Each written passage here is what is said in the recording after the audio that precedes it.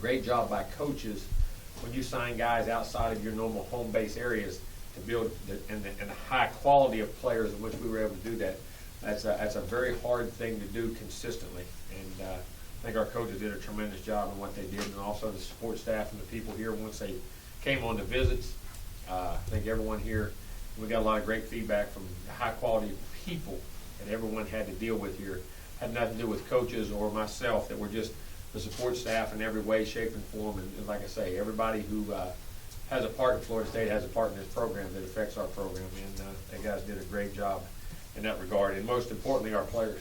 Our players did a tremendous job of hosting kids and showing them, everyone come back, so they felt very comfortable around our players. Even the star players, they were nervous and said, I didn't know how to be around guys such as Dalvin Cook and DeMarcus Walker and guys that have such a big name. And you worry, and they say, Coach, they were just normal, good old guys just like us. And our players understood the importance of recruiting and how many young players have an impact in your program, just like a lot of them did when they came in. And I think they're passing that down, making these guys feel very comfortable in visits and letting them know that there's a great family atmosphere here, and that everyone here will take care of you in a great regard and help you in all phases in development as a person, a student, as a player. And we're just extremely excited about it. We feel like the guys that we evaluated, that we were very comfortable with the guys that we were able to get, and are the guys we wanted. And like you said, everybody said, well, did you get everybody? You don't ever get everybody you recruit. But I don't worry about those. I worry about the ones we've gotten, and we've gotten a great group of guys and a great group of players. So very excited about the future, and hopefully in time we'll see how things turn out. We got to keep developing players, and our coaches do a great job of that. As some of our highest draft picks and things that have went on have came from some of our even lower ranked guys. So not only our high ranked guys are panning out also. So I think it's a great job, our testament to our staff and how they're developing these guys once they get here and in all phases. So very proud of this group. Questions? When you think about coming into this morning, some of the guys you're able to get, what's your thought process as a coach and as a coaching staff? Do you say, okay, maybe we're going to get these guys? Is it a kind of a wait and see like fans, or what is it? Always was wanted here. See, that's the thing that, when he first came up here before, he was he loved Florida State back in the spring and the couple years before. He was a big Florida State fan and felt very comfortable here. And I didn't know why he flipped to Florida, and we called and said, hey, is this thing over? He said, no, Coach, I want you to keep recruiting me. So we just kept recruiting him normally, and he ended up flipping over. It was no magical formula, just relationships. And sometimes guys commit to other places and flip back. Again, it's back and forth. Just kept going.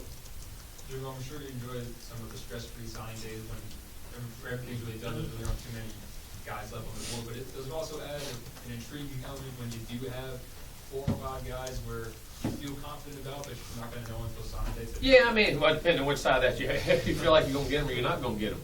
It goes that way. For fans, I think it's fun, but recruiting's changed so much, and I think each year you may close them all next year, or they may all come. It just goes back and forth, but it does. We had a good feeling on. I had a good feeling on most of the guys. I felt today went about like I thought it would go, and when you do know that and it works out that way, it's a great deal. Jimbo, how big is momentum? Obviously in games it is, but momentum, I want to bring up Keith Gavin, for instance, because you committed late last week to you guys, and it seemed like from then you kind of streamed. Does that have an effect in recruiting? There's no doubt. Momentum is like you do in a game. And I think one of the reasons now even more so is the kids know each other so well. You know what I'm saying? Back in the day, even when that happened, kids said, well, okay, that guy's coming. He'd never talked to him, knew who you still never got to meet him until you came to campus. But now these kids are in the All-American games together. They're in camps together. They're in recruiting visits together. They know it, and then they can talk by social media or by the phone. That is critical because, hey, there he goes, and I know him. I want to play with him. And I think it's even more of a factor now than it's ever been. Jim, but when you have a guy like Manuel who you thought was committed and then went to Florida. One time, there was a couple times we thought he was going to be committed to us. That's what I mean. Even earlier than that, and he went to Florida and said, "Dad, gone." It was a back and forth thing. And Gavin, who was committed, decommitted.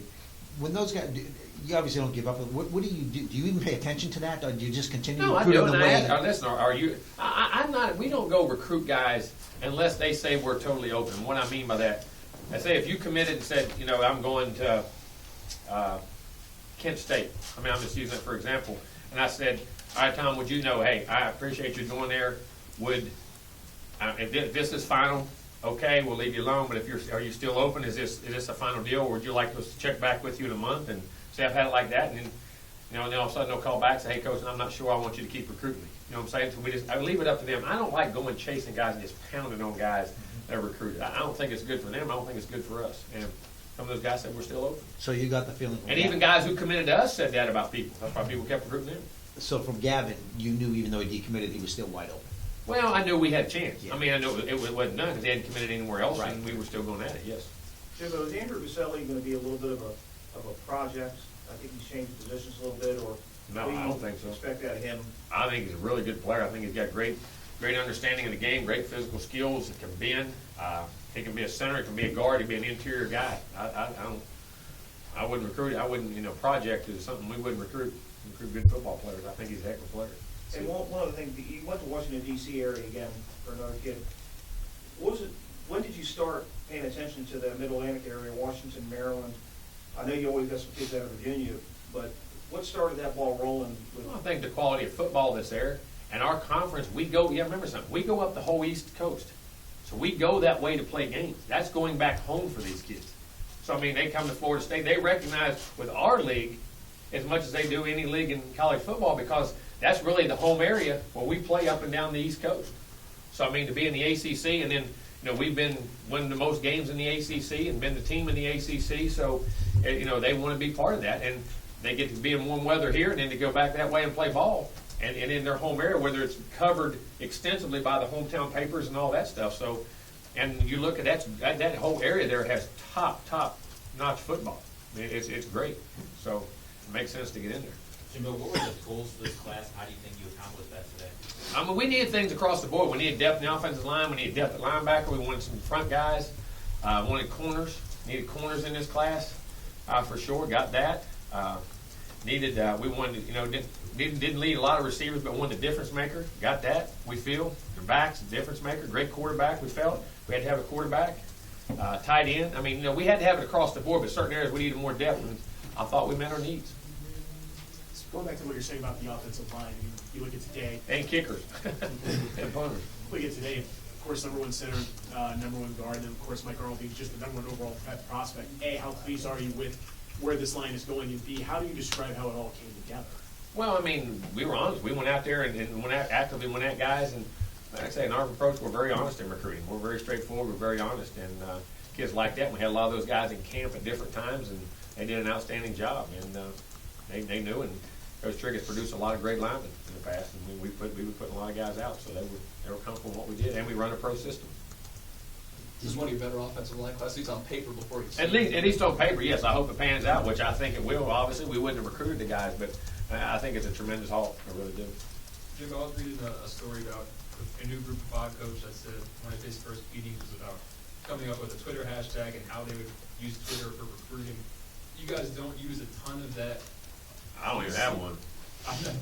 Do you see it as what you guys do as maybe old school recruiting, or just kind of the way? Yeah, it's called personal relationships. At the end of the day, this thing's about relationships. It's about trust. We communicate through social media a lot, and there's no doubt. But at the end of the day, you got to have a conversation. You got to see people face to face. You got to look them in the eye to know. And I mean, like I said, we'll communicate all those different ways. But at the end of the day, it's about trust, and you got to sit down and have a conversation, hear a guy's voice, look him in the eye, shake his hand, and ask him questions about what he wants. You tell him where you're at with that thing, and I think at the end of the day, that's still what it's about. I guess it's a bit of a revisionist history. Those coaches are trying to get their programs to where you are now. But say Twitter and social media was as prevalent as when you first became head coach, or do you think you guys might have been a little bit more involved? No, I wouldn't. I mean, I just think the personal touch to things is the best way to do it. You want something done, do it yourself. You want something done, and you want to get somebody, sit down with them and talk to them. I think that's part of our problem in this world. That we don't have enough conversation. We don't look at it. We're too social media driven. I really do. I think it's part of the problems of this world. Because it's easy to say stuff, do stuff, and hide behind stuff, behind an account that, you got to look people in the eye, because you can't tell if they're lying on. How they say words on an account isn't, to me, want to build a bond. So when you look them in the eye, you can tell people and read people. What made Gabe Neighbors just an appealing guy that you wanted to add to your team? I loved him in camp. I always have. I saw a guy 6'3", 240 pounds. They can run under 4.7. They can bend. They can play multiple positions. That is, when you watch him on film, he is a football player. He can play defense. He can play offense. He can catch the ball. He can play multiple positions. He's physical. He likes the game. He hustles. He lives, eats, and breathes everything about football. Loved him in camp from the get-go, just like I told his mom. He's going to be in this class. Just give me some. I'll just wait till I do it. Your staff seems to really kind of. They are involved extensively, but if they're not in their areas, they're not the main recruiters on those guys. I don't believe in that. I think if you can't recruit another position as a coach, probably shouldn't be in this game. Would they like to say satisfying for some of those guys to see the work that they've put in? But we do collect. But say yes, I think very much so. But at the same time, when you put all those guys into it, it does. They say it takes a village to raise a child. It takes a staff to recruit a player, because it's not just one guy doing it. The whole staff recruits the players, and how we set the trend, and how we set up the visits here, and how our secretaries, and how Bob Lasavide and all the guys on campus here organize things, how they structure things, how the weight room does, how the training room does. Everybody is involved in that. I mean, and I can't say enough about, we get so caught up with so-and-so. No, they didn't. Everybody recruited those guys. Everybody in the organization. And that's the only way you're going to do it. Jimbo, is there something different about this recruiting cycle that you had so many kids decide on the last day? I mean, usually you're locked and loaded by Mars, Pluto, Venus, and Saturn must have all been lined up. I mean, I joke about that because it's just, no, it wasn't intentional. It's just the way it fell out. And I think part of it is, too, you had 10 different states represented. Sometimes you had guys that are farther away, you know what I'm saying? So they don't get down as much. They're still taking visits, still seeing things. I think sometimes that has a lot to do with it. Or depending how much they can get down here. It just depends on those cycles sometimes. Was it fun for the head coach to have a day like today? Very fun. I mean, because you saw our program get better. You saw the guys which we wanted, we got. You saw a lot of assistant coaches, blood, sweat, and tears, as I say, and a lot of hours pay off, and it's very rewarding that way. Jimbo, you had 6 guys publicly commit today that weren't committed going into today. You had maybe a couple losses. In terms of your ability to close and what you've experienced on Sundays, how does this stack up to some of your other, just in terms of the closing on Sunday? Well, I mean, closing goes back to, like I said before, going in, knowing you got them or not. Everybody says you close at the end. You don't close it, going toward that closing. You know what I'm saying? And that happens in November, December, and January. I mean, all the closing goes back, what percentage you got in those, and are you gaining ground at those times? I mean, you know, there is no miraculous form at the end. You go in and you give them some magical talk, and all of a sudden they jump in the boat. This kid, old days you may have done that more because, in my opinion, you had less interaction and you had less communication, less guys to your campus than you do now because of knowledge of social media, communication, all those things. Closing is an accumulation of all the way up and where you put yourself at that time when you do it. And we had built to that relationship. We felt really good about those guys. Last year, we knew going in it wasn't going to be. It's just because we couldn't gain the ground in the earlier months that we needed to gain. I mean, I think we put too much emphasis on a close. A close, when you close well, is when November, December, January, and all those months have built up to that close. So you knew months going in this was going to be a solid close, not just. We felt very good about it. But there was a couple. Now sometimes you go in that last 2 or 3 weeks, and you're right on that. Which way is this young man going to go? You know what I'm saying? And you win some, you lose some. Was there one that was the most pleasant surprise to you? 1 or 2 of them? No, all of them. I mean, there's no one in particular. And you got an awful lot of beef on both sides of the line. Was there a concerted effort to get bigger? Well, and it's like anything. When you get a chance to get those guys, you better jump all over them. Because high-quality offensive and defensive linemen are hard to find. And when you can get, when you take as many as you can get, because the attrition of injuries, the attrition of, sometimes they're just not there. And they may be there next year, and you guys have them rated. I say you guys, I mean the ranking, the people have them rated.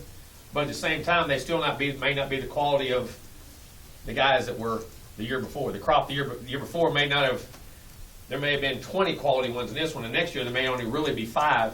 Now everybody will have them rated up there, but there may only be 5. And this was, in my opinion, there's a lot of high quality guys, and we took as many as we get. When you talk about rankings, I mean, consensus across the board is your number 2. Do you take much stock into that? Do you care about rankings? No. Or, I mean, or is it one of those things where you guys do pay No. attention? I mean, people know. We know where we're at. I mean, we hear it, but it doesn't matter. I worry about, I want to rank the classes after they leave. That's what I'm worried about. What they accomplished, what they did, how we won and how they develop as people, students, and players. I don't. I mean, that's all there, and we know about it.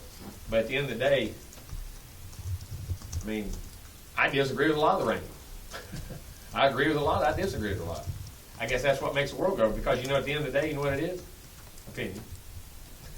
At the end of the day, it's how you see it, and then how a guy may fit into your program as compared to another program. He may be a better fit there, may be a higher quality player. So I mean, when you have those guys, because sometimes you say all these skill guys, and you got 10 or 11 linemen. That's great, but then you're getting to work in these other. They got to take rep, and then when these other young skill guys get in the game, and it's like a jailbreak. Why is he here? How's Sean's foot progressing? Good. I mean, we have to wait. I saw him today. He's feeling good. Everything's coming, but he just can't be waiting there. It's going to be a while. So is any other changes on the roster, transfers, or? No. In terms of this class success, what needs to happen in their first year for them just to develop on the roster as you look at depth chart? Play well. Do what's asked of you. Compete every day. We're good. Thank y'all. So is any other changes on the roster, transfers, or? No. In terms of this class success, what needs to happen in their first year for them just to develop on the roster as you look at depth chart? Play well. Do what's asked of you. Compete every day. We're good. Thank y'all.